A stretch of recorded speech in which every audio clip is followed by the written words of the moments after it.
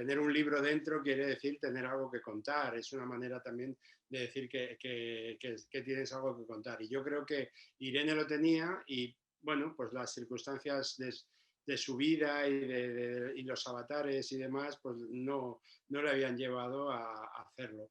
Y bueno, el proceso para ella y para mí, pues no ha sido fácil, pero las cosas que merecen la pena en la vida nunca son fáciles y yo creo que el resultado, pues realmente a mí me parece que es muy satisfactorio. Yo no me quiero enrollar excesivamente porque aquí hay un plantel de personas súper cualificadas para hablar de psicodrama simbólico, de Irene, etcétera, y yo creo que les corresponde más hablar y que haya incluso una posibilidad de un tiempo de no solo de monólogos, sino de intercambio de opiniones. Simplemente deciros lo que sabe que ha visto la luz el libro, que yo, igual que dice Irene, pues soy muy feliz de que así haya sido y creo que es un libro que va a estar ahí por muchos años, espero, y que es una especie, si me lo permite Irene, de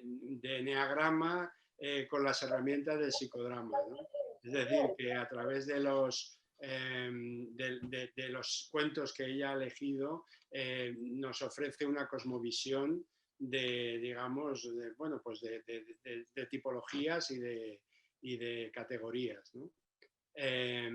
Bueno, simplemente quiero decir que sabéis que hay un chat en la parte inferior de la pantalla y los que queráis intervenir en forma de pregunta, lo mejor es que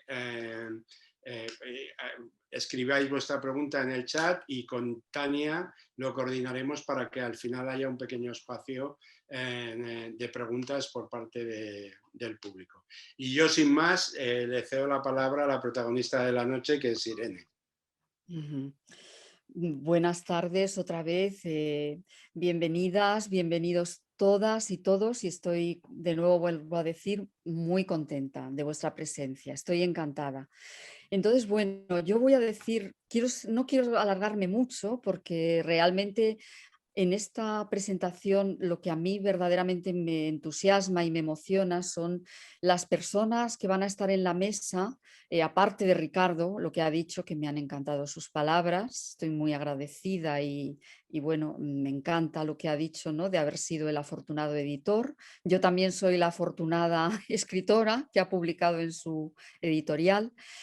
Entonces voy a decir algunas pinceladas y voy a empezar contándoos un sueño. Los cuentos de hadas y esta lengua, yo digo que los cuentos de hadas se están expresando en una lengua que es la lengua de los símbolos, igual que los sueños. Son grandes vías, hay otras, por supuesto hay otras vías también, otros materiales, pero en este momento el libro va a hablar de los cuentos de hadas. Yo tuve un sueño, pero era jovencísima, yo tenía 19 años cuando tuve este sueño y estaba en segundo de carrera de psicología y ya tenía una predilección especial por el mundo de los sueños, de los símbolos. De hecho, yo leí muchísimas cosas de Jung ya en aquel momento. Por supuesto, me pregunto qué es lo que yo entendería con esa edad, porque Jung no es un autor fácil, pero bueno, yo me leí un montón de cosas y dejaron en mí la huella que dejaran. Luego lo he tenido que volver a leer mucho después. El sueño es el siguiente, para no teneros más en ascuas. Resulta que yo iba por un bosque, un elemento que aparece continuamente en los cuentos también, paseando o bueno, no sé si intentando descubrir algo por allí. Era un recorrido que hacía yo sola, pero en un momento dado veía un árbol eh, maravilloso, estos árboles muy frondosos, con una gran copa y en la copa, o sea, en el tronco del árbol abajo encontraba una especie de pergamino o incluso de piedra, no sé muy bien, eran unas cosas escritas, pero yo creo recordar más bien que era piedra más que pergamino. Y resulta que yo lo cogía y decía, esto está escrito en unos caracteres extrañísimos que, bueno, eran orientales, claramente, no sé exactamente de qué lengua, y yo no podía entender lo que ponía allí. Había, entonces en este momento aparecía por allí una especie de monje, una especie de monje como tibetano, yo no sé, al que yo le enseñaba este hallazgo. Entonces él me decía, no, no, esto está escrito, esto es una lengua especial, para entenderlo tendrás que aprenderla. O sea, no es posible que yo te lo traduzca, incluso me dijo. No es que yo lo conozco, pero yo no te lo puedo traducir.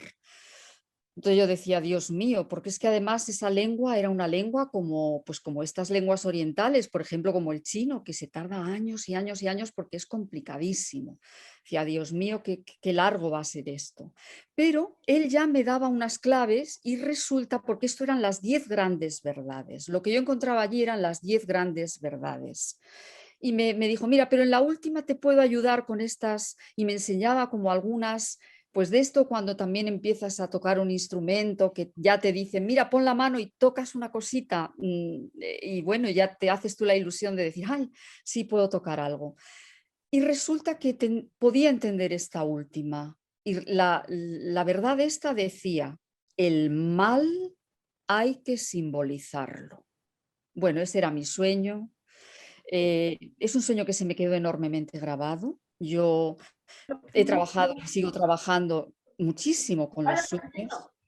y Quiero un entonces vasito de agua. luego voy a volver al tema de este sueño. A mí me parece que esta lengua en la que yo descubría estas 10 grandes verdades, si oye una voz por ahí, si podéis silenciar, por favor, es que se oyen voces por ahí. Ujú.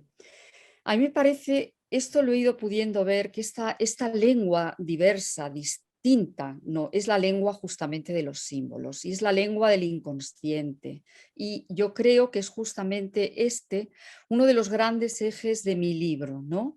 El poder acercar a las personas a sumergirse en este universo. Y sí que es cierto que llevaba mucho tiempo aprender esto y que no se puede únicamente, la idea no es que nadie te lo traduzca. Es cierto que, como me pasaba en mi sueño, es cierto que hay maestros muy importantes en mi vida y en la de todo el mundo. Bueno, aquí hay uno, que es Pablo, Pablo Población, que ha sido un gran maestro mío. Pero, por supuesto, hay maestros, igual que en el sueño hay un maestro, un monje, no es que fuera mi maestro, pero ahí hay un monje que es un maestro. Me parece muy importante entonces que esta es la lengua de los símbolos, que es justamente la que recogen los cuentos de hadas. Para mí los cuentos de hadas recogen de manera muy potente y sencilla el alfabeto de la lengua de los símbolos, que son las imágenes arquetípicas. Luego alguien va a hablar un poquito más de los arquetipos. Esta lengua nos va a permitir, o sea, si nosotros nos vamos sumergiendo en los cuentos, volver a despertar y ampliar de manera directa este universo a través de la inmersión en los cuentos de hadas. Porque no es que sea una lengua, es una lengua que por un lado necesitamos enriquecer, pero que de alguna manera ya es nuestra también. Como dice Eric Fromm, es un lenguaje olvidado, pero que está en lo más hondo y que podemos despertar, podemos recuperar. Y una vez dicho esto, sí quiero comentaros que, bueno, que el libro tiene 4 partes. La primera justamente es la de entrar en la lengua de los símbolos, donde hablamos del origen de los cuentos que se pierden en la noche de los tiempos, las versiones de los cuentos, que esto es muy importante por todos los, digamos, la cantidad de versiones que proliferan distintas y tan particulares sobre los cuentos. Yo en el libro aporto de cada uno de estos 12 cuentos que hablan como de una metáfora evolutiva, la versión que a mí me parece, o sea, que tras un estudio, a mí me parece que es una versión suficientemente buena, suficientemente arquetípica, para poder trabajar con ella. Por lo tanto, no, son versiones en su mayor parte, yo también tengo que hacer un reconocimiento aquí muy grande a los hermanos Grimm, porque sus versiones son de gran calidad y belleza.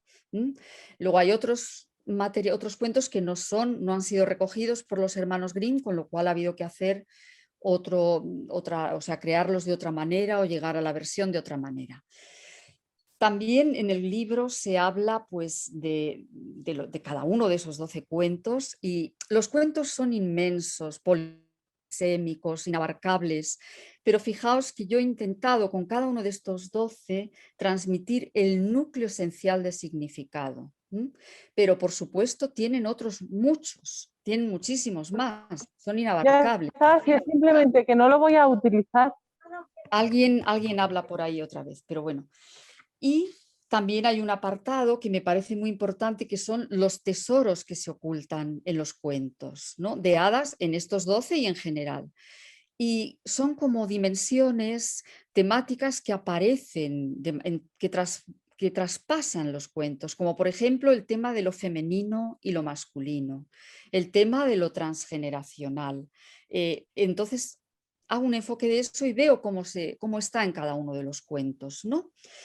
Y finalmente hay un apartado que es el psicodrama en acción, o sea, el psicodrama simbólico en acción, que justamente es el psicodrama simbólico, pues como el psicodrama es acción, o sea, no se queda en haber analizado los cuentos y entender los cuentos. De hecho, este análisis que yo he podido llegar a hacer ha sido gracias a que empecé a hacer psicodrama con cuentos de hadas hace muchísimo tiempo, con niños. Y entonces a raíz de eso yo pude ir descubriendo multitud de dimensiones, de significados, y por eso he podido desarrollar muchas actuaciones con psicodrama y he podido crear el psicodrama simbólico. Entonces en este capítulo hablo pues de experiencias vivas de personas de distintas edades, en distintas situaciones que han trabajado y que ha supuesto un cambio o un enriquecimiento en sus vidas, ¿no? En último término, llegaríamos al máximo de transformación, o sea, al máximo que sería la rematrización, que es un concepto del que habla Dalmiro Bustos, y que, como la palabra dice, rematrizar es volver a crear matriz. Cuando una matriz esencial en la vida de una persona está dañada, rota, incompleta o incluso no existe como debería, entonces se puede rematrizar. Esto sería el objetivo más profundo, ¿no? Y en algunos casos esto ocurre. En algunos casos esto ocurre, bien porque la persona realmente lo necesita y puede. No todo el mundo necesita justamente una rematrización tan profunda. Y esto está explicado en el último capítulo, en la última parte del libro, y también hay en el último capítulo digamos, un recorrido personal de alguien que hizo todo este viaje a través de los 12 cuentos. Y bueno, yo solamente ya quiero acabar con esto, que con este libro lo que yo quiero es abrir este camino, justamente este camino de individuación, de trabajo personal, de descubrimiento de esta lengua, de esta dimensión que todas las personas tenemos, y encontrarnos con el regalo del lobo, justamente. Yo quiero leeros solamente para acabar mi intervención hoy, el fragmento muy breve de Caperucita Roja, en el que está recogido para mí esto de lo que yo hablo del regalo del lobo, ¿no? El momento en que el lobo le dice a Caperucita: Caperucita, mira las hermosas flores que crecen a tu alrededor. ¿Por qué no echas una ojeada? Creo que no te fijas en lo bien que cantan los pajarillos. Andas ensimismada como si fueras a la escuela. Y aquí en el bosque es todo tan fascinante y divertido. Caperucita Roja abrió los ojos y cuando vio cómo los rayos del sol bailaban de un lado a otro a través de los árboles, se quedó maravillada y al mirar todo tan lleno de flores pensó: si le llevo a la abuela un ramo, se alegrará. Aún es pronto y puedo llegar a tiempo. Y se desvió del sendero. Este es el cuento tal cual. Yo lo que quiero decir sobre este cuento, sobre este fragmento que me parece precioso y que generalmente pasa desapercibido: el lobo invita a Caperucita a abrir su mirada. Cuando ésta contempla el bosque, se da cuenta de que allí está la belleza, que es un espacio lleno de vida y de flores.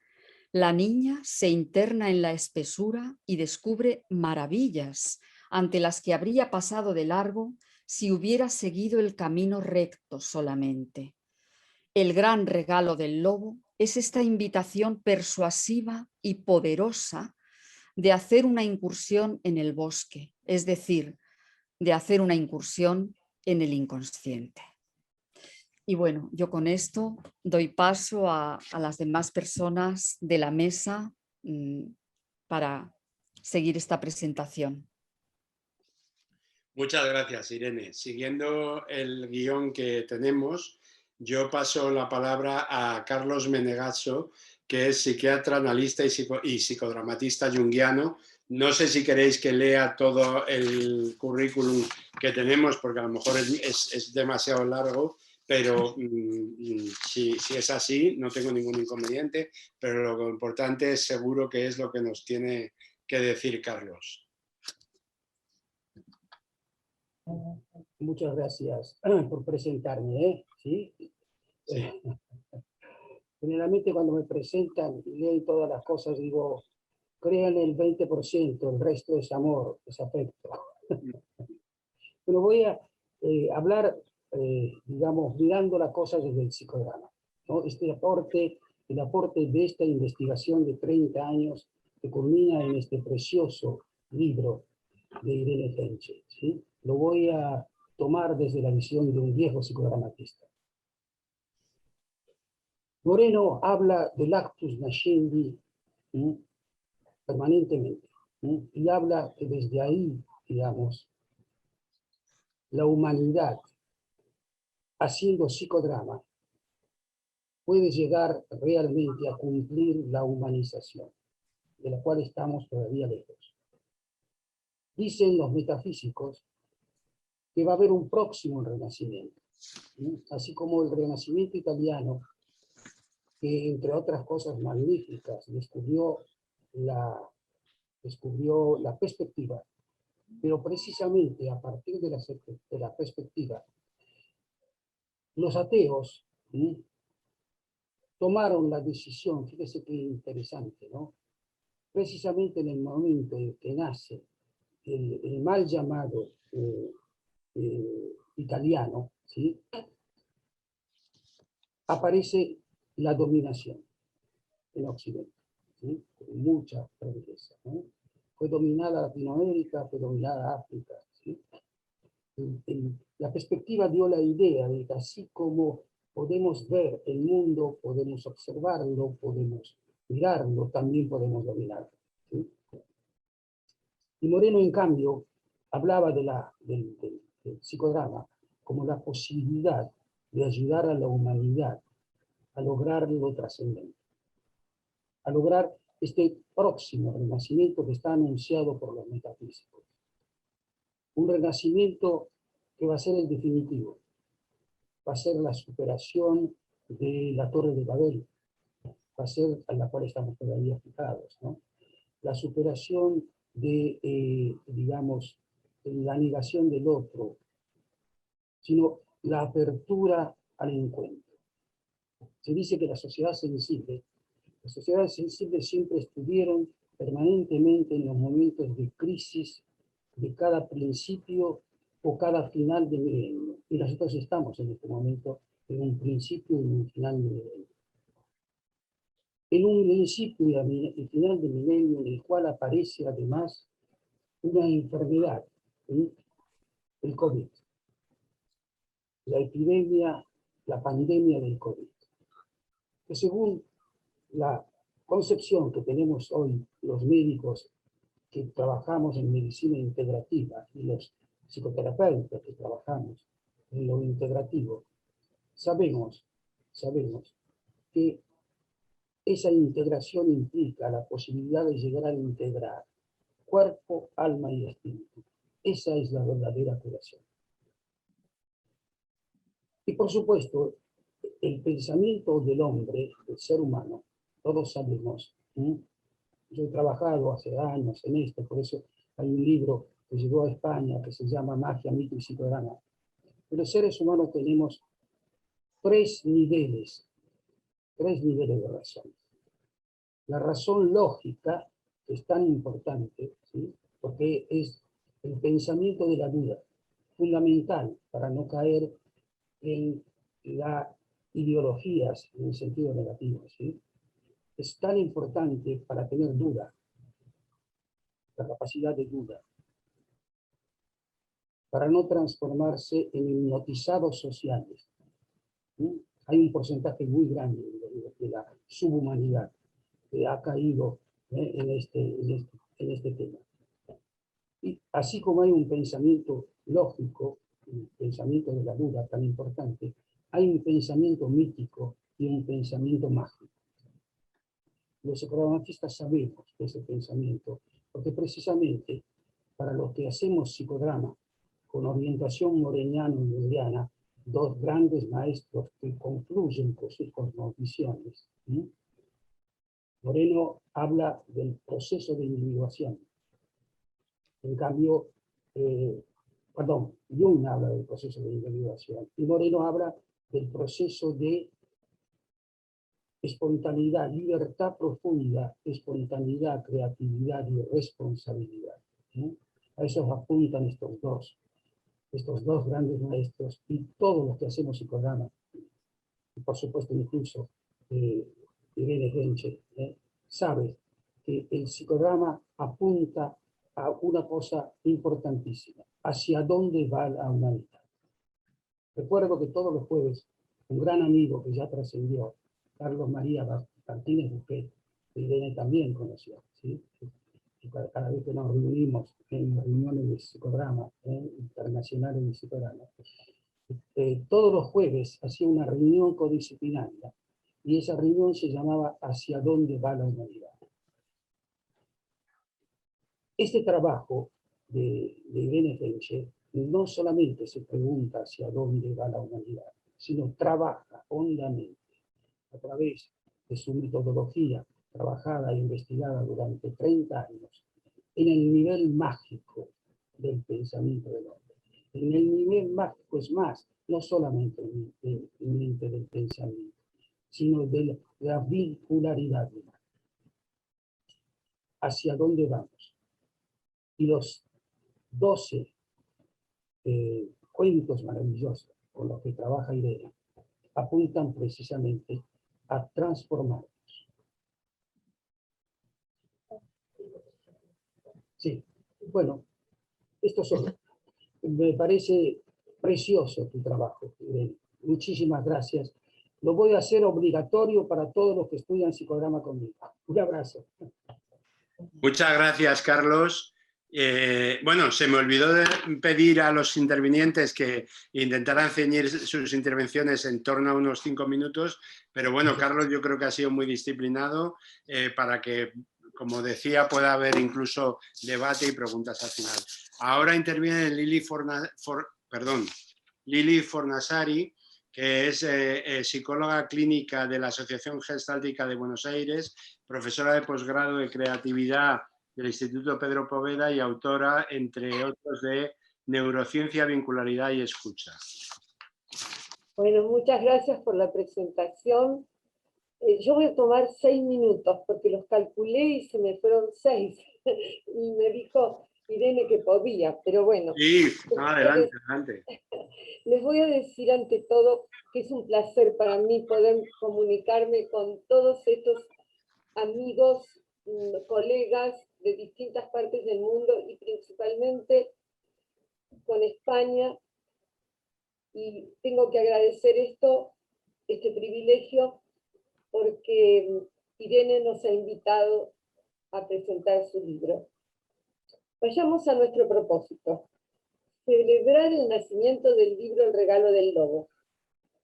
Quiero comenzar aclarando que pasé más de un fin de semana atrapada por este libro. Conocía su libro anterior, Educar en Valores, que no solo lo conocía, sino que tuve el privilegio, la honra de poderlo prologar. Pero cuando llegué hacia la mitad de este segundo libro, tuve que recurrir al primero simplemente para corroborar lo que pensé y sentí transitando este nuevo libro. Irene en este nuevo libro hizo un salto cuantitativo y cualitativo. que comienza con una magnífica lección de Hamlet y esa frase especial de Shakespeare: el destino es el que baraja las cartas, pero nosotros somos los que jugamos. A partir de allí nos revela una serie de verdades profundas. Toda persona en su tiempo de vida desarrolla una historia de la que es protagonista, lo quiera o no. Los ciclos vitales son dinámicos. Los traumas de una generación pasan a la siguiente. El proyecto de vida está condicionado por los legados recibidos de nuestra familia de origen. Creo que todos conocemos en mayor medida a Hamlet. Ella supo centrarse en un momento en cuando él contrata a cómicos para una reunión palaciega y aparece en un clima lúdico la muerte de su padre develando el secreto. Allí, Irene nos marca que se ha creado una modalidad de psicodrama que se realiza a través de muchas metáforas y se denomina psicodrama simbólico. Nos señala que la persona puede viajar no solo en el pasado, sino también a su futuro. Esta excelente lección de Hamlet y su análisis es fundamental que ella lo haya elegido en este trabajo y realmente me parece un hallazgo. Pero me gustaría detenerme en el capítulo Un mapa y una brújula. ¿Por qué? Porque en el libro anterior, Educar en Valores, ella se dirige más bien a los educadores, habla de su larga experiencia con niños y adolescentes, pero en este nuevo libro se amplifica mucho su aporte y nos dice claramente que ofrece un modelo activo que puede ser aplicado en diferentes ámbitos, ya que nos otorga contenidos universales que importa a todo ser humano. ¿Me escuchan bien? ¿Voy muy ligero? Bueno. Todo bien, Lili. Bueno, entonces, ella dice que son contenidos universales que importa a todo ser humano. Y así es, porque lo que escribe lo destina a todo aquel que sustente confianza en su esfuerzo de autoconocimiento y un conocimiento profundo en su tarea activa de conocerse más y mejor. Y aquí viene la clave. Ofrece el aprendizaje de los lenguajes de los símbolos, de lo cual ella habló hace un ratito. Un lenguaje perdido que trabajamos en los sueños, pero poéticamente nos dice, debemos recuperarlo cuando estamos despiertos. Ella nos contó su sueño y nos dice, debemos recuperar nuestro lenguaje simbólico más allá de los sueños. En esa frase y en la amplitud de mira que da su trabajo, quiero referirme a una materia que desarrollo en el Centro Jungiano de Antropología Vincular, que es autobiografía y mitología personal. Mientras leía ese capítulo, y leía también los capítulos sucesivos, pensé que este libro es una lectura esencial para aquellos que hacen autobiografía, porque les va a permitir comprender mejor y más profundamente el guión de su vida. Guión que profundiza en los 12 cuentos en las diferentes etapas del proceso vital desde el nacimiento. En el taller de autobiografía hemos visto que cada biografía ofrece un proceso evolutivo de la existencia y con ella se produce el darse de cuenta de que en las experiencias más difíciles que narran los participantes suelen surgir los mejores tesoros. Algo que podemos apreciar también en los cuentos. Por eso es tan interesante que podamos también utilizarlo en otras áreas que no son necesariamente el psicodrama, aunque a eso se dirige. Por eso, su aporte ayuda a reflexionar sobre el sentido de la existencia en el vértigo del 2001 y en el dolor que estamos atravesando en este momento la humanidad. Por lo tanto, es muy cierto que esta apertura que ha realizado tan impecablemente nos ofrece grandes ideas. Nos ofrece la idea que los arquetipos no deben ser confundidos con los estereotipos. Los aportes de ánima y ánimos en los cuales debemos detenernos. La sombra y otros conceptos jungianos que nos llevan a un mejor y más profundo autoconocimiento. Y en esta época no podemos dejar de nombrar cómo a través de su análisis simbólicos nos otorga en varios de los cuentos la restitución de lo femenino y el despertar de la mujer. Y en este punto quiero expresar que desde niña me atrajo mucho el cuento de la Bella Durmiente, y por eso me voy a detener un poco en el mismo. Quizás hoy, después del interesante análisis que hace Irene, sé un poco más de por qué siempre me atrajo. Como dice ella, este cuento es paradigmático dentro de la serie de los 12 cuentos. Es una metáfora del ciclo de la vida evolutiva humana.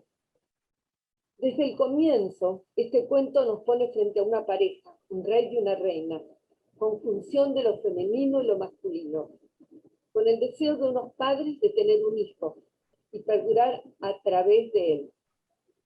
Ojo, que esto del hijo puede ser un proyecto, nos lo advierte. Irene toma la versión de Grimm, felizmente. En la celebración son invitadas 12 hadas, cada una le otorga un don a esa niña. Aprovecha a señalar que 4 es una imagen de plenitud para Jung, y ahí tenemos 3 veces 4. No se le escapa nada a Irene. La 13ª hada, al no haber sido invitada, se venga con un conjuro.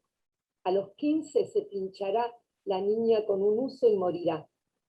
La 12ª, que todavía no había comenzado su gracia, aminoró la profecía. No será una muerte, sino un profundo sueño de 100 años. La 13ª es la muerte, es una sombra. Estamos ante un cuento de hadas y brujas unido a la filosofía oriental. Gracias al amor y la sabiduría de la 12ª, surge una dialéctica creadora. ¿Qué representan los 100 años del sueño?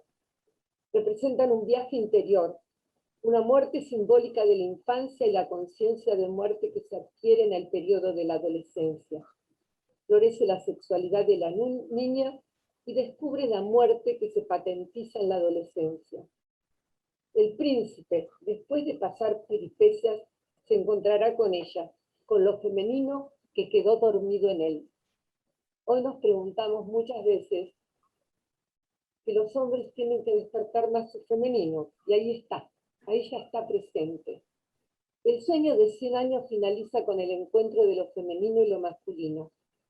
Es interesante destacar que cuando ella despierta lo ve y se enamora, y es ella quien lo besa. Importante diferencia con otras versiones. El enamoramiento tiene un tiempo y la princesa actuando es un interesante aporte a la energía femenina. En esta escena se quiebran estereotipos. El arquetipo es abierto y dinámico, y así nos lo marca Irene en este y otros cuentos. Para finalizar, quiero agradecer a Irene Genchi los magníficos aportes que nos hace con este libro. Píncola Estés dice, la capacidad creativa de un ser humano es su cualidad más valiosa.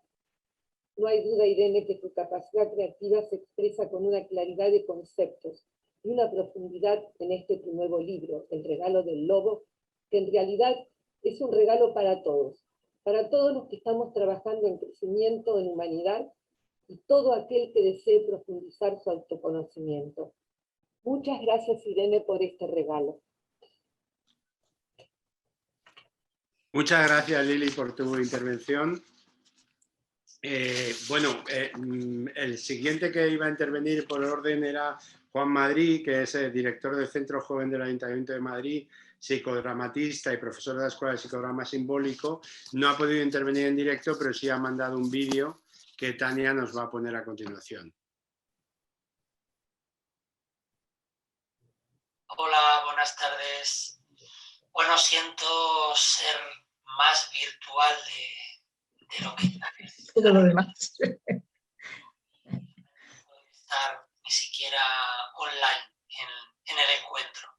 Espero que esta grabación pues, pueda minimizar, ¿no? esta ausencia, porque realmente me hace una enorme ilusión poder estar en la presentación del libro de Irene y en la presentación del libro que reúne toda su experiencia y bagaje, lo que ella realmente ha aportado al mundo del psicodrama y al mundo de los cuentos, ¿no?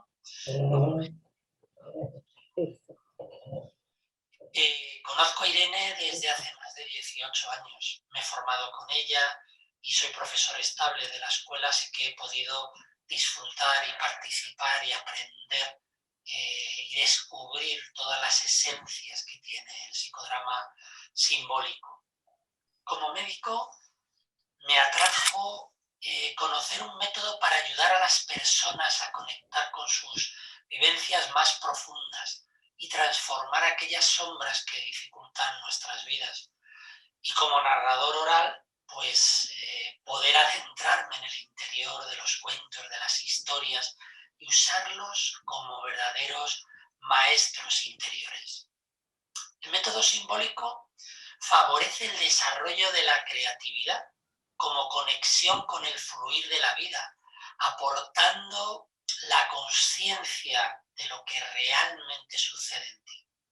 A través del lenguaje simbólico como lenguaje universal, consigues conectar con las partes más profundas de tu ser y con la ayuda del psicodrama y por supuesto de la dirección psicodramática puedes restablecer el equilibrio y el bienestar emocional y espiritual. Lo esencial del psicodrama es conectar con la espontaneidad y la creatividad que todos tenemos desde niños y que se expresa fundamentalmente a través del juego psicodramático, en el que los niños incorporan roles diferentes a ellos. Todos nos podemos acordar lo que era jugar de pequeños a las casitas, ahora eres tu papá, tu mamá, el tendero, la vecina.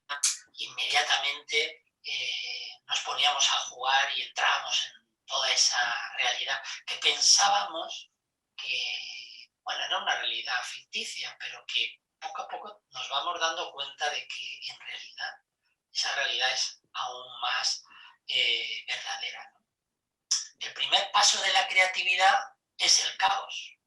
Permitirte salir de esa limitación de nuestra propia realidad y jugar a pasar a través del espejo, a entrar en el país de las maravillas. El había una vez, el érase una vez, nos traslada a un lugar sin tiempo ni espacio, en el que podemos vivir en el como sí y moldear y transformar la realidad limitante que dificulta nuestro desarrollo y nuestro proceso de individuación.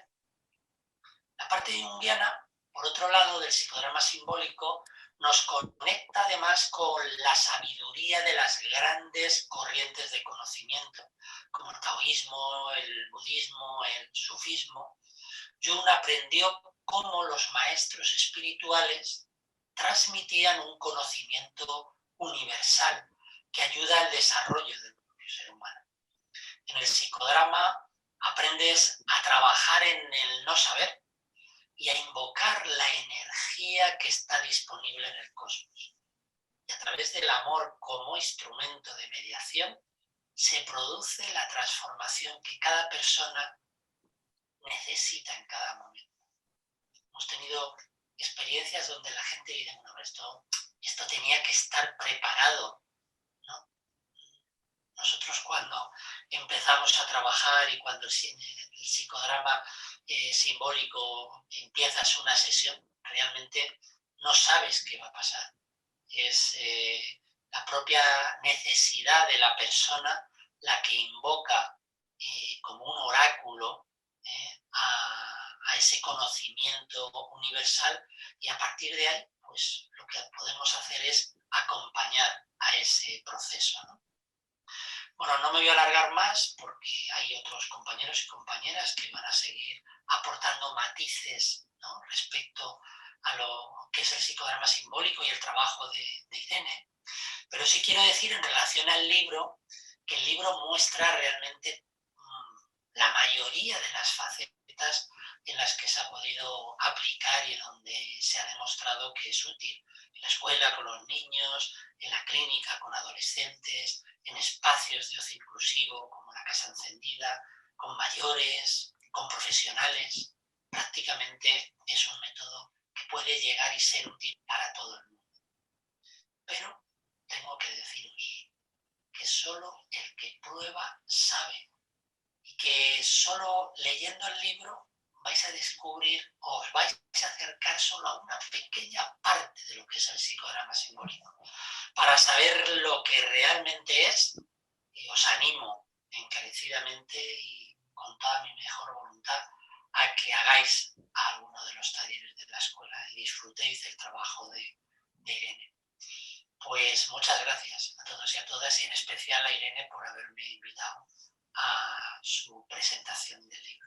Un abrazo.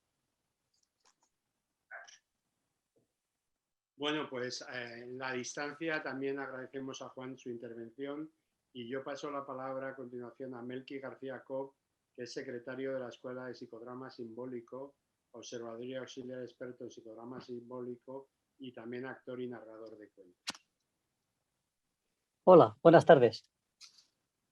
No sé si se me escucha bien. Sí. Sí. Vale. Perfectamente. A mí me ha invitado Irene a la mesa para poder hablar algo del psicodrama simbólico y cómo su libro refleja lo que es el psicodrama simbólico. Y en un principio diríamos a ver qué tema me llama más la atención a mí del psicodrama simbólico y más también del libro, porque sí que responde a algo muy importante que para mí como narrador de historias serían los arquetipos. Y podemos empezar con que los cuentos, todos los cuentos, cuando se narran o cuando se leen, dejan ciertas escenas en la memoria de los niños o incluso de los adultos. E incluso esas escenas se recuerdan cuando uno llega a ser adulto y reconoce ese cuento y le viene enseguida una escena pues que le haya llamado mucho la atención. Y luego también vemos a los escritores que escriben libros e inventan a través o a partir de cuentos. Podemos decir Cenicienta o incluso Caperucita Roja, son libros que han inspirado a muchos escritores a escribir o a inventar o y hacer muchos tipos de cuentos literarios o de otro formato. Pero, ¿qué es lo que hace que se quede en la memoria del niño estas escenas o en la nuestra? Lo que podemos decir, o lo que a mí me llama la atención, es ese concepto que Jung dio de los arquetipos y que Irene ha cogido para poder describir esas figuras, esas imágenes arquetípicas que se dan en los cuentos. Y son, digamos, las partes invariables. Porque podemos decir que en la antropología pues interesa saber el origen del cuento o desde el punto de vista literario saber qué cuentos se han formado a partir de uno mismo, desde Caperucita, por ejemplo. Pero a nivel psicológico interesan esas figuras que enseguida conectan con la memoria del niño o con la memoria de la persona. Y esas figuras, digamos que son arquetípicas. Esas figuras que en toda... Sabemos que Cenicienta, por ejemplo, tiene más de 340 variantes. Y decimos, bueno, ¿y cómo es que sabemos que toda la variedad que hay son de Cenicienta? ¿No? Hay partes que son invariables, hay partes fijas. Entonces, en todas las que se hacen, todos los libros, hay escenas que se cambian los símbolos, se cambian los personajes, pero lo que no pueden cambiar nunca serían los arquetipos. Y eso es lo que da pie a Irene a crear unos 12 cuentos, que es todo un proceso evolutivo que va en conjunción, en paralelismo con la evolución de la formación de la psique del niño, y también sirve para poder reparar las carencias que pueda tener un adulto. Y bueno, pues yo voy a ser un poquito más breve.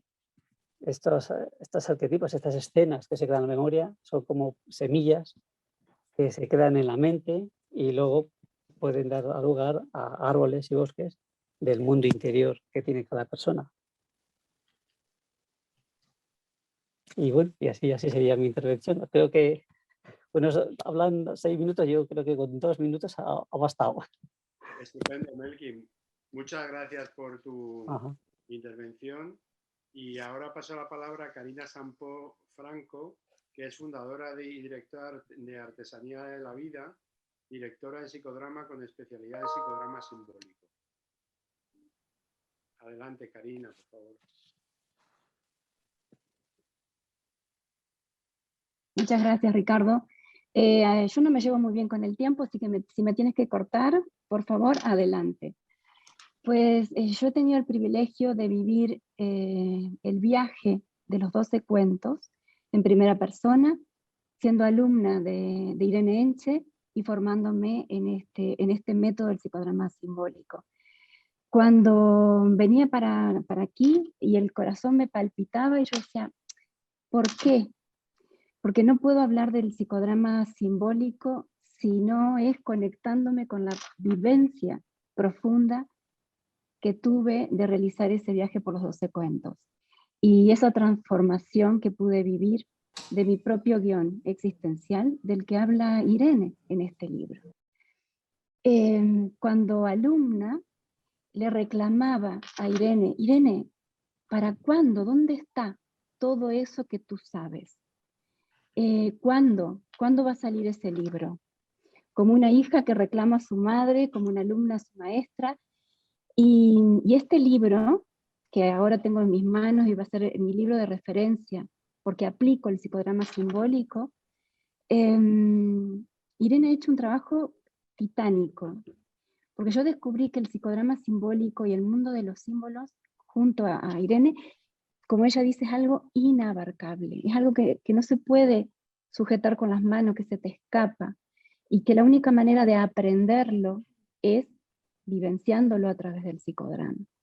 Y ella en esta obra ha podido recoger una síntesis preciosa, profunda, contundente, de toda esa trayectoria con su investigación. A mí me toca hablar de las etapas evolutivas. Entonces yo quiero rescatar una cosa importante que para mí tiene mucho valor. Ella elige 12 cuentos y rescata las versiones arquetípicas. Y además, de forma muy cuidadosa, añade sus propias adaptaciones sutiles. Y nos ayuda a poner el foco en el contenido y en el significado esencial que tiene los cuentos. Ese significado esencial pone el acento en lo psicológico. Nos ayuda a diferenciar y a mirar el contenido esencial de carácter psicológico. Porque luego está el otro, que es complementario, que no es tan relevante, y que tiene que ver con aspectos sociales, culturales o históricos de una época determinada. Y nos dice, no nos despistemos, no miremos ahí, aquí es donde hay que mirar. Cada cuento de estos 12 es como si fuesen 12 puertas simbólicas y nos hace una invitación a abrirlas. Y una vez que abrimos esas puertas, esos cuentos, nos encontramos con una etapa de nuestro desarrollo evolutivo psíquico. Nos traslada, nos transporta a un lugar, a una escena concreta del cuento, conecta con una escena biográfica.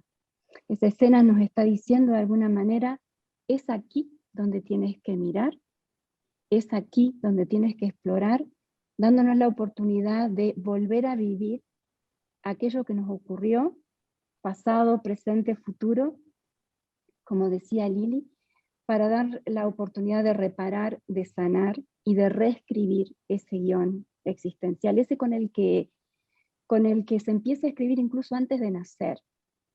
Todos venimos de un útero, de una mamá, y ya Jung nos hablaba del co-inconsciente colectivo, y ya hay algo que se transfiere de madre a hijo, que se empieza a escribir y que Irene acá lo recoge como ese guión.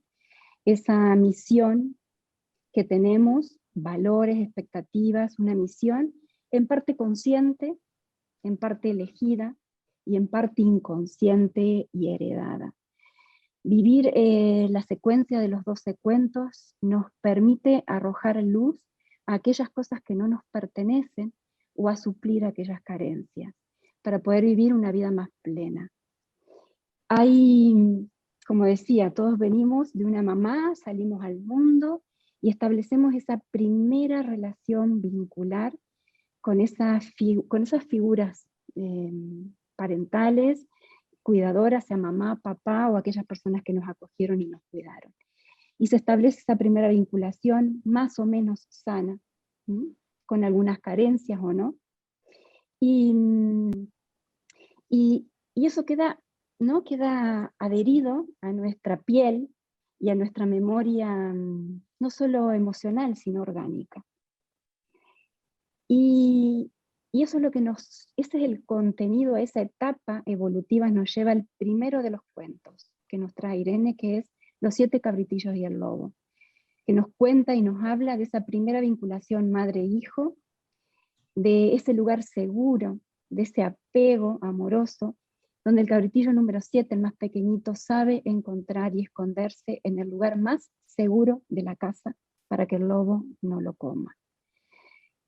Nos muestra en el libro que el héroe y la heroína va cambiando de forma, de sexo, de edad cronológica y de edad psicológica, psíquica. Y así, al cabritillo número 7 le sigue Caperucita Roja. Caperucita Roja fue el cuento que a mí me transportó a otro lugar, me permitió sanar y me conecta con esa vivencia. Caperucita Roja nos lleva a una etapa del final de la primera infancia, en donde ha sido muy, muy, muy amada por su madre, por su abuela, y es tan amada y se siente tan segura que nos invita a salir del cuidado del útero o de la casa materna al mundo exterior, con una seguridad suficiente para entrar en el bosque, con lo que eso implica, enfrentarnos con los peligros, con las adversidades, con las dificultades, pero también con la maravilla y la riqueza de hacer el propio camino. Es un proceso evolutivo, todavía no tiene la maduración suficiente, y el tercer héroe que completa la primera triada, la primera fase, solamente voy a llegar hasta ahí, es el cerdito mayor. El cerdito mayor nos muestra que con trabajo, esfuerzo y dedicación se puede construir una casa sólida y segura. Es el yo seguro y sólido. Pero claro, con esfuerzo y dedicación. Y aquí está esa sutileza que nos aporta Irene, en donde ella nos dice, los otros cerditos están en un estadio evolutivo anterior, no pueden construir aún su propia casa. Sin embargo, en esta versión que ella nos aporta, el cerdito mayor abre las puertas para que sus hermanos estén acogidos hasta que puedan salir a construir su propia casa.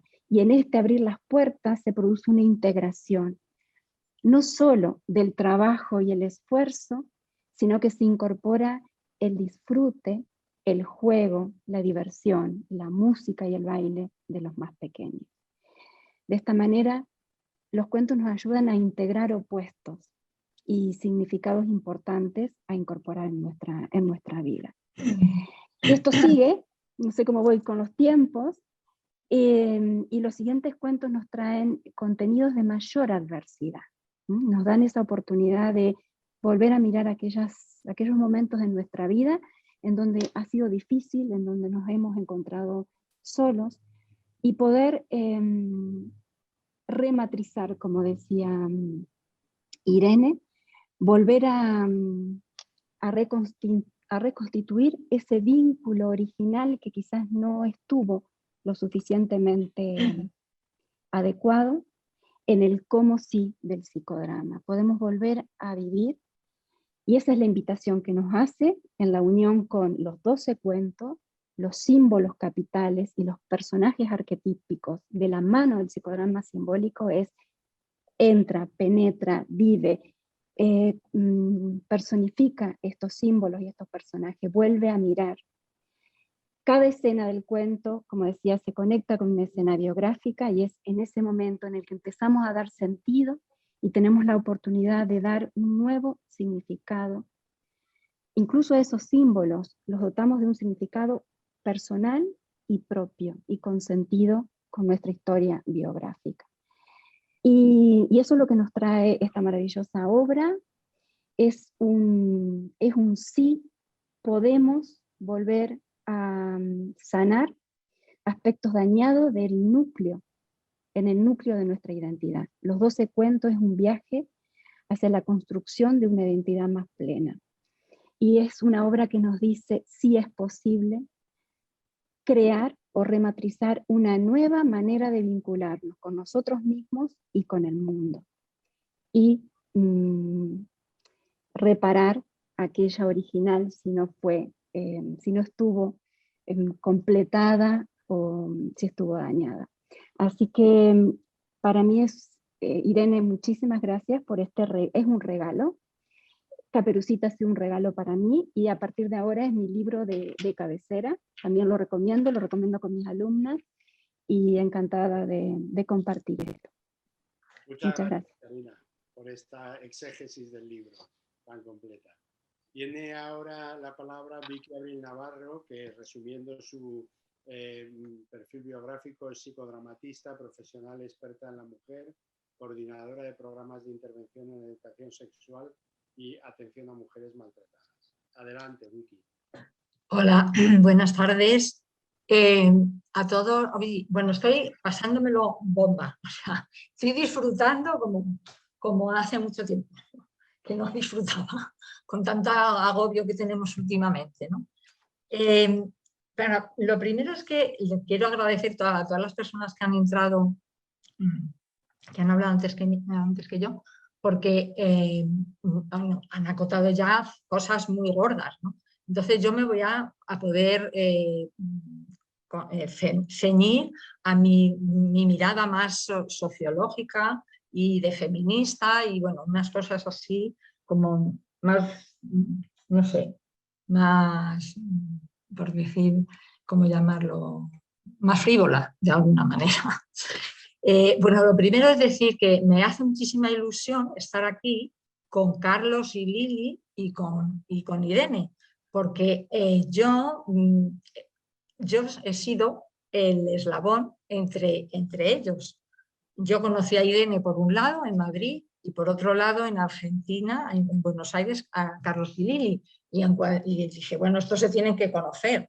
Y bueno, pues se conocieron. Y entonces, bueno, me encanta haber hecho sin saberlo y sin pretenderlo, ¿no? Porque fluyó así. No sé, me encantaba haber sido puente, ¿no? Puente entre los tres. Yo conocí, hola, Carlos y Lili. Que os veo.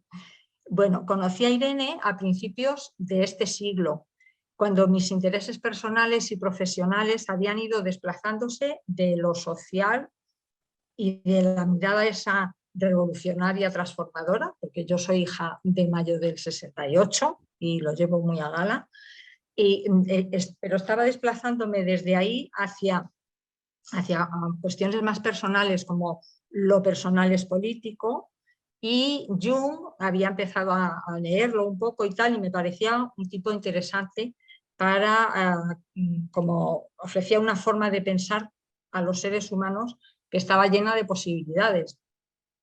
Bueno, Irene enseguida me habló de los cuentos de hadas y yo, bueno, no salí corriendo como hubiera hecho una feminista ortodoxa, porque yo nunca he sido muy ortodoxa en nada, pero bueno, me encantó. Bueno, empecé a ver qué pasaba con aquello y empecé a ser alumna de Irene, ¿no?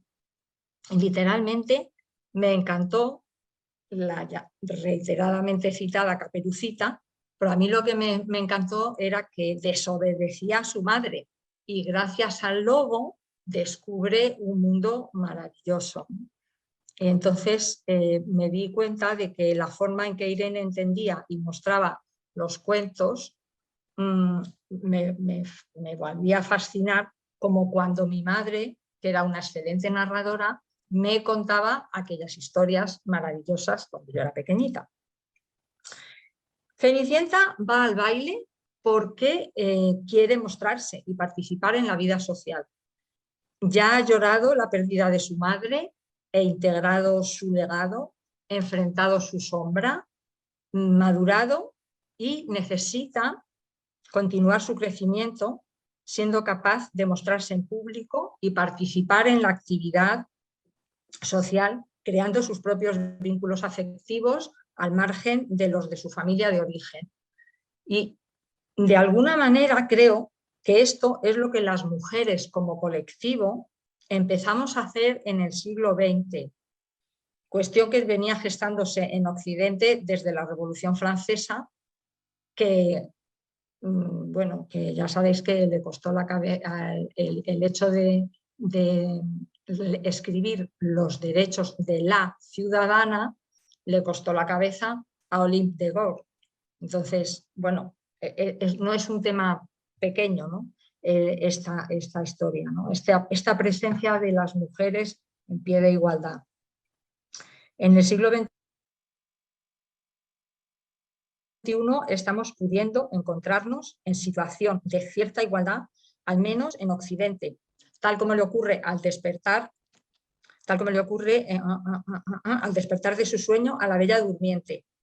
En este cuento, el joven que ha oído hablar, bueno, ya Lili ha contado, se ha referido bastante a este cuento es angular en toda la historia, en todo lo que cuenta Irene, o sea, en el método de Irene, pero yo quería ahora solo señalar que en este cuento el joven que ha oído hablar de la leyenda de la Bella Durmiente y él está buscando algo, inconscientemente, algo que no tiene, ¿no? Entonces, bueno, justo llega en el momento oportuno en que las flores, aquel bosque terriblemente cerrado se abre porque han pasado los 100 años y llega al palacio justo en el momento en que Bella Durmiente se está despertando porque ha pasado el tiempo, ¿no? El maleficio ya ha acabado.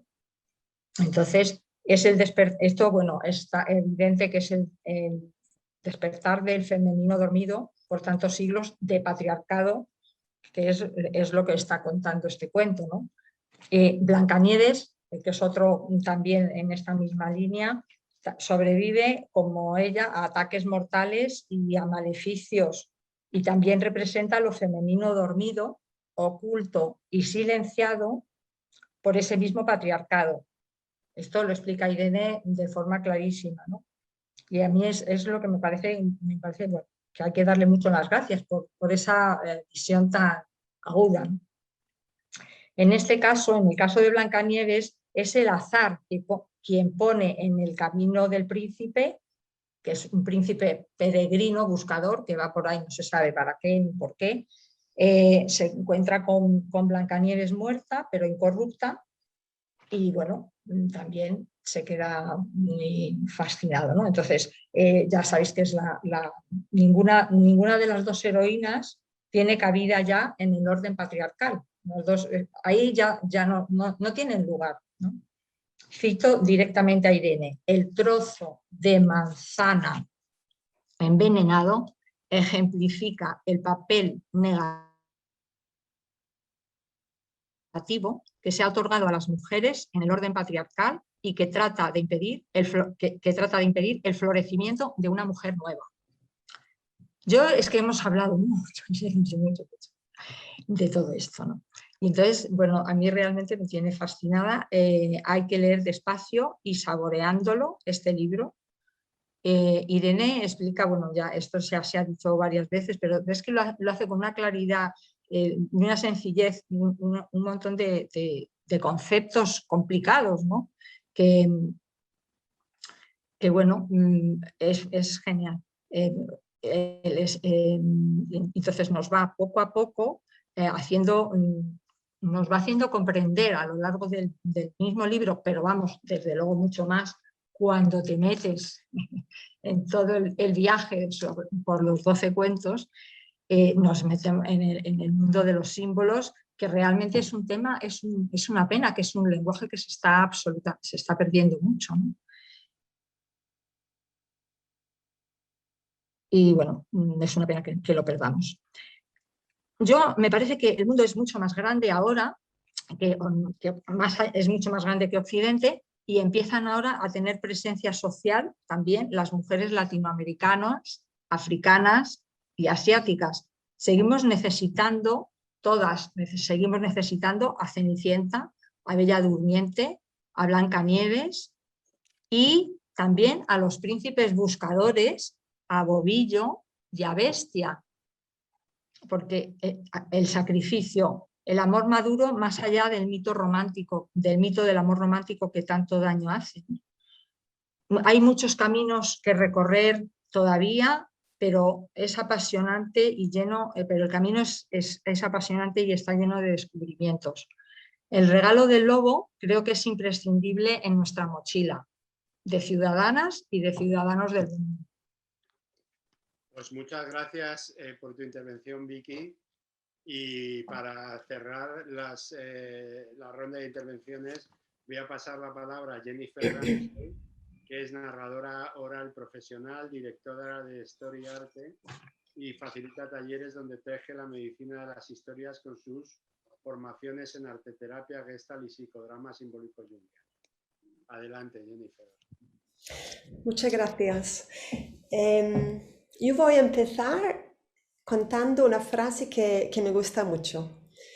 Si no conoces los árboles, te puedes perder en el bosque. Y si no conoces las historias, te puedes perder en la vida.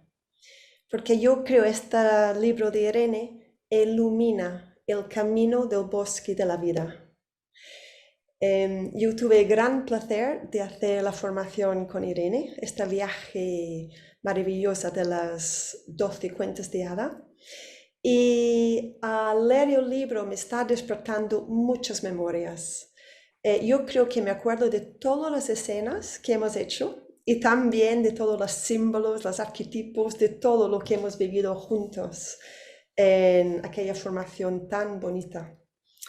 Pero hoy en concreto siempre hay un cuento que te toca más que otros, ¿no? Porque toca el proceso profundo. Y para mí fue algo pasó en el cuento de Pulgarcito. Porque fíjate, en el cuento anterior también entramos en el bosque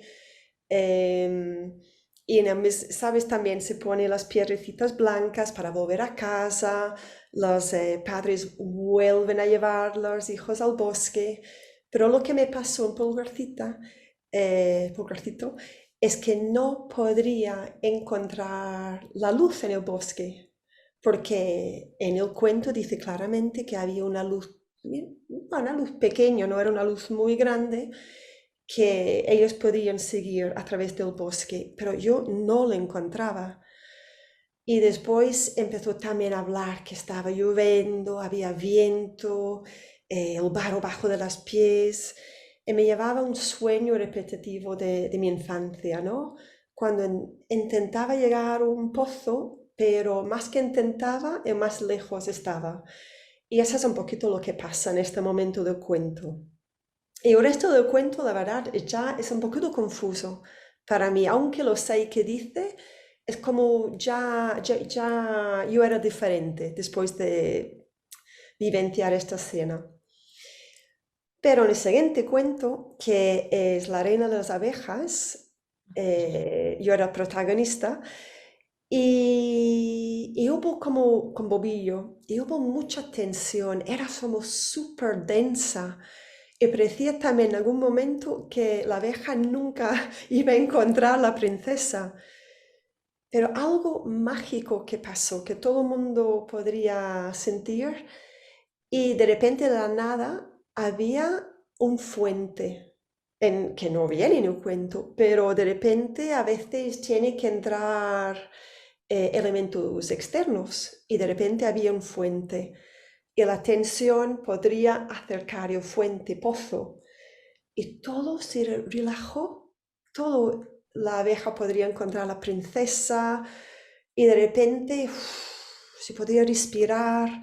Algo muy mágico pasó entre la escena en Pulgarcito y la reina de las abejas. Y yo estoy muy agradecida, siento que es algo muy sanador, muy reparador. Y no voy a hablar mucho más de esto, ¿no? Porque yo creo que todos hemos entrado en algún momento en la oscuridad del bosque, donde igual no hay luz, pero siempre a través de los cuentos podemos salir de ello. Y justo me ha pedido Irene terminar con un cuento. No es un cuento de hadas, es una historia de la tradición oral en Norteáfrica. Y en esta historia cuentan que hay una mujer que está ahí en medio del desierto. Y hay arena por todas las partes, arena, arena, arena. Lo que no hay es agua. Y esta mujer está construyendo un faro. Y la gente le dice, pero ¿qué estás haciendo? Es que no hay agua. ¿No te has dado cuenta? ¿Eres un poquito tonta o qué? Pues esta mujer escuchaba y al mismo tiempo ella seguía construyendo su faro. Día tras día, semana tras semana, mes tras mes, hasta que un día ya estaba terminado el faro y todo el mundo venía a verlo. Entonces aquella noche no había luna, había un par de estrellas, nada más. Y ella encendió el faro. En aquel momento empezó a iluminar todo el desierto, un rayo de luz. Y además, al desierto llegó un sonido muy raro por aquellas tierras.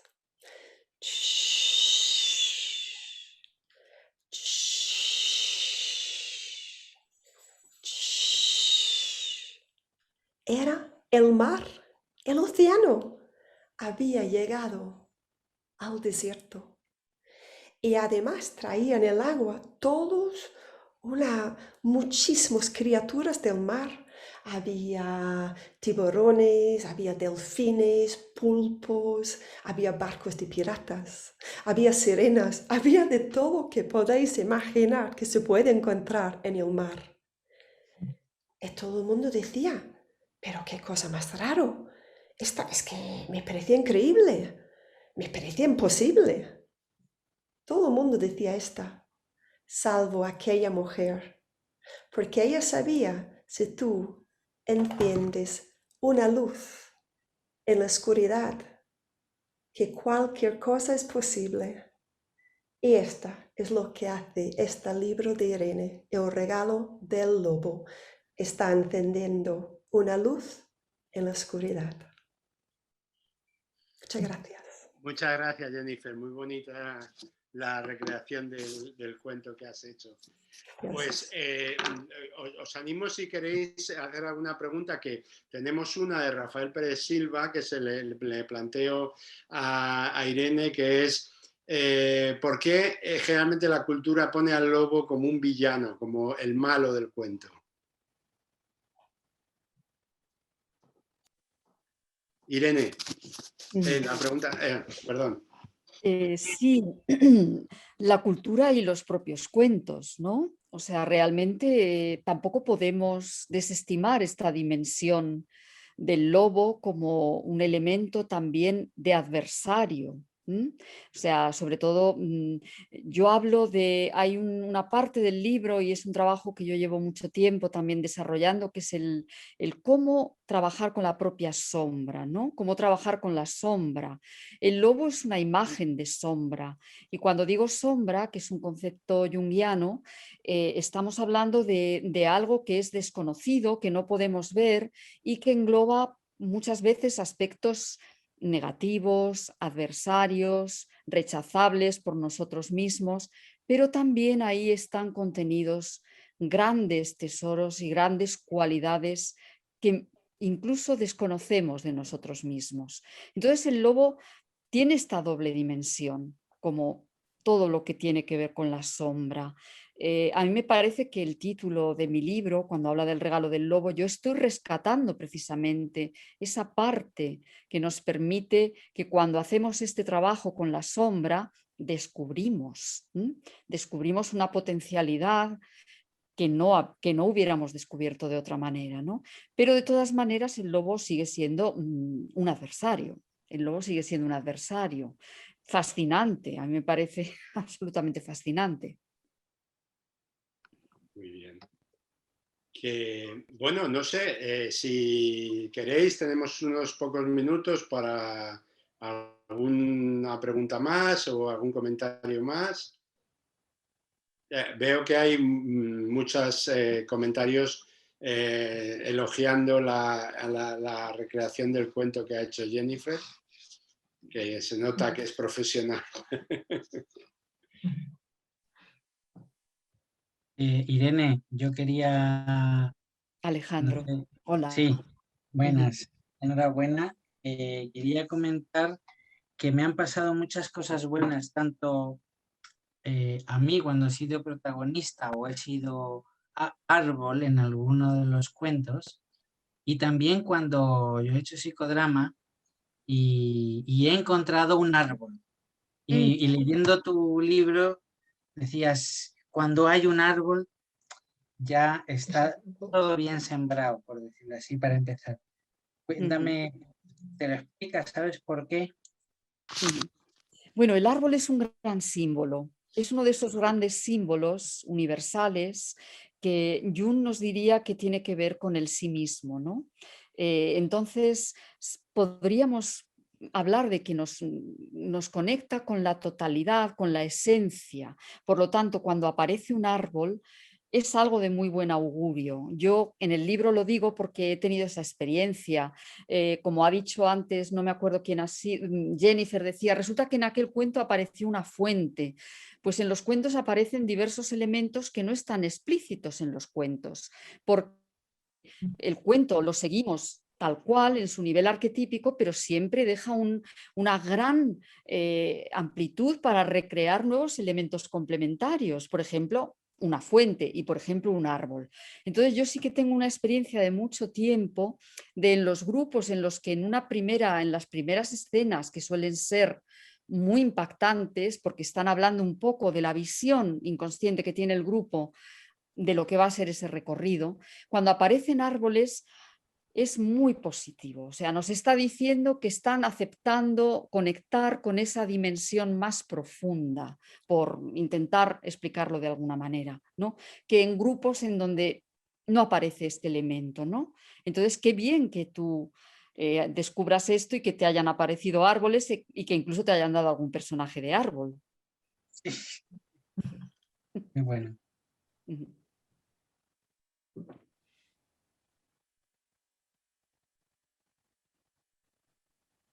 Bueno, pues muchas gracias a todas y a todos por participar en esta presentación, que bueno, como nos hemos acostumbrado al formato no nos damos cuenta, pero creo que en el momento de máximas conexiones había 91 personas que para lo que eran los estándares pre-COVID de un encuentro, de una presentación, es espectacular, ¿no? Y al final lo que cuenta pues es eso, es la gente que se reúne para celebrar el nacimiento de un libro y eso es lo que ha ocurrido hoy aquí. Y bueno, yo aprovecho como editor que hay una pregunta de Raquel Luciana diciendo que cómo conseguimos tu libro en Argentina. Yo, aunque yo os diría que a través de alguna plataforma digital en papel, aunque también puede ser digital en formato electrónico si lo manejáis, ¿no? Pero vamos, yo creo que esa es una manera de conseguirlo desde cualquier parte, ¿eh? Bueno, yo también quería, ahora te dejo a ti cerrar totalmente, Ricardo, pero sí me gustaría, pues por un lado, agradeceros a todas las personas de la mesa, todas las cosas tan bellas y tan emotivas e intensas que habéis transmitido. Me llegan muchísimo al corazón, estoy muy feliz. Y por supuesto también agradeceros a todas y cada una de las personas que estáis en la presentación, entre las cuales hay algunas a las que amo muchísimo, o sea, con las que tengo un vínculo muy grande, bueno, hablo de mi hijo que está en la presentación, por supuesto le amo enorme e inmensamente y tengo un vínculo profundísimo con él, pero también tengo vínculos con muchas de las personas que estáis aquí. Y también os quiero mucho. Entonces, bueno, muchísimas gracias, estoy muy feliz, ha sido muy precioso. Ricardo, te dejo ya cerrar totalmente el acto. Irene, quería hacerte una pregunta que es más afectiva y emocional. Después de tanto trabajo, de este libro que se ve, donde has cuidado cada término, cada frase, que has pensado mucho, cuando lo tuviste en tus manos, ¿qué sentiste? ¿Qué sentiste? Pues la metáfora que ha utilizado Ricardo del nacimiento, cuando dice, bueno, este acto que celebra el nacimiento, que más que el nacimiento hoy sería casi como cuando ha nacido la Bella Durmiente, que celebran la fiesta, que sería como para presentar a ese bebé que ya ha nacido. Esto es lo que es para mí el día de hoy. En el momento que recibí el libro, para mí fue el nacimiento, justamente. O sea, yo lo sentí como un nacimiento, de hecho tengo una foto que creo que os la mandé a algunas personas con el libro así, como cuando se sujeta a un bebé o algo, no igual, claro, ¿no? Pero pues como un hijo simbólico, claro, sí, claramente, claramente. Gracias, Irene, gracias. Gracias, Irene. Gracias, gracias. Dejo a Ricardo que Y bueno, yo también estoy emocionado por haber participado en esta presentación y lo que me queda es agradecer a Tania y a De Gestalt por la organización del acto que nos ha permitido conectarnos a tantas personas de varios continentes y poder compartir este momento. O sea que muchas gracias y hasta la próxima. Y esperamos otro. Gracias al editor también. Gracias, Lili. Esto se está grabando. Se está grabando. Vamos a poderlo conseguir, porque a mí me ha dicho gente que no podía venir que si se grababa algo, que se lo mandara y esto. Tania, no sé si está Tania que nos lo pueda aclarar porque ella es la maestra de ceremonias. Lo estamos grabando y lo editaremos con la imagen del libro, por supuesto, y lo compartiremos en redes y te lo podemos enviar, Vicky. O sea. Vale, genial. Quiero responder también a una cosa, porque hay una persona que está comentando, sería maravilloso poder acceder al libro en digital. Es absolutamente posible acceder al libro en digital a través de cualquier plataforma. De la Casa del Libro se puede adquirir en digital por un precio muy bajo y a través de Amazon, por supuesto. O sea que es facilísimo adquirir el libro de manera digital. Y con esto del Zoom hemos hablado del libro, pero ni lo hemos visto en portada, ¿eh? Yo lo tengo aquí, pero me parece que es la única presentación del libro en donde no. Ya sabemos que lo tenemos, maneras, pero... Yo lo tengo ahí, lo he tenido ahí todo el rato y bueno, aquí lo he sí, es verdad. Vale. Lo he tenido ahí todo el rato. Gracias, Esperanza, por... Pero bueno, estaba bien mostrarlo, Bien. Muchas gracias a todas y a todos. Muchas gracias. La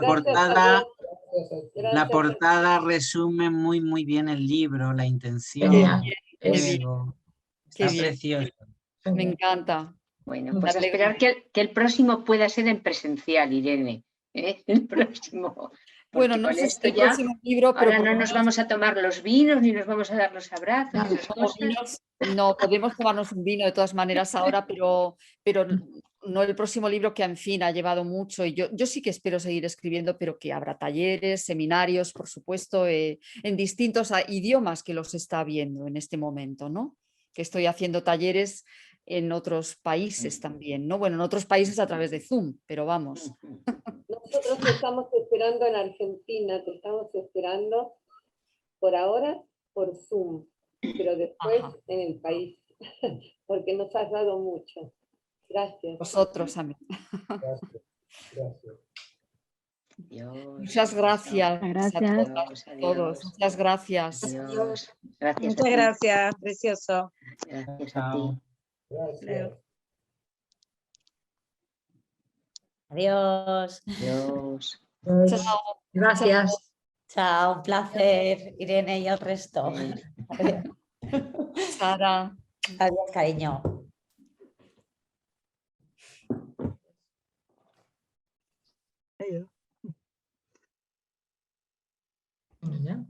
Ya, ya. Salimos.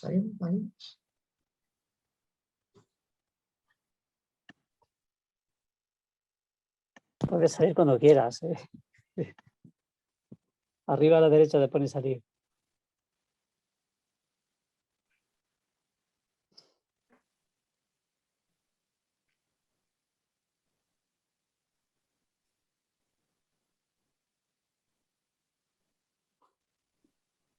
Bueno, estamos aquí todavía, Karina, Jennifer, Melky, Sí, Tania. unos pocos. Quería darte las gracias, Irene. Nada Y yo a más. vosotros, Y a todos. Tania. Nada. Muchísimas gracias. A ti, muchísimas gracias, Irene. Descansa ahora. Disfruta. Sí, muchas gracias. Tania, un beso. Muchas gracias. Hasta luego. Bye Chao. bye. Chao. Hasta luego, Jenny. Chao, chao.